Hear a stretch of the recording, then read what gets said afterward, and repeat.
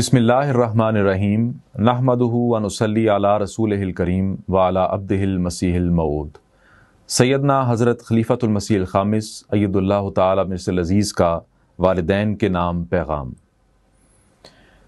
جرمنی سے احمدی بچوں اور بچیوں کی شادی کے سلسلے میں بعض انتہائی تکلیف دہ مسائل سامنے آتے رہتے ہیں۔ آپ لوگوں نے اس ملک میں اگر احمدی مسلمان بن کر رہنا ہے تو اپنے آپ کو اور اپنے بچوں کو سنبھالیں۔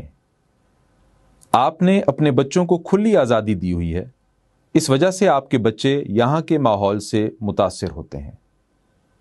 قبل اس کے کہ پانی سر سے بلند ہو اور پھر آپ روئیں دھوئیں، اپنے بچوں کے ساتھ ایسا تعلق رکھیں جو دوستانہ ہو۔ رشتوں کے معاملے میں اپنے بچوں کی پسند کو مد نظر رکھتے ہوئے ان کے رشتے طے کیا کریں۔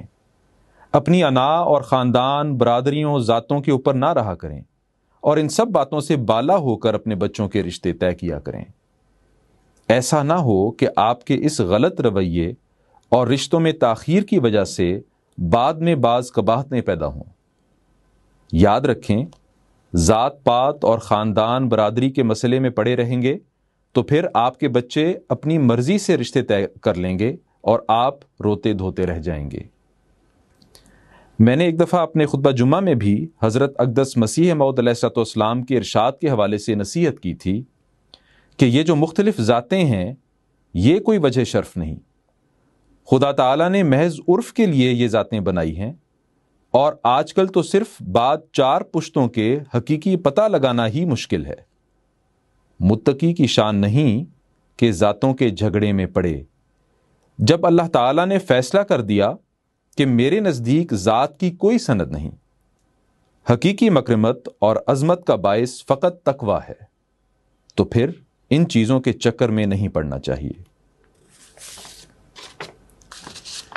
اس لیے اس ارشاد کی روشنی میں آپ صرف یہ دیکھیں کہ لڑکا یا لڑکی احمدی ہے اور دونوں رشتے پر راضی ہیں تو پھر خواہ روک نہ ڈالیں اور بچوں کو بھی کسی امتحان میں نہ ڈالیں، اور تقویٰ سے کام لیتے ہوئے خدا تعالیٰ سے دعائیں کرتے ہوئے رشتے طے کر دیا کریں۔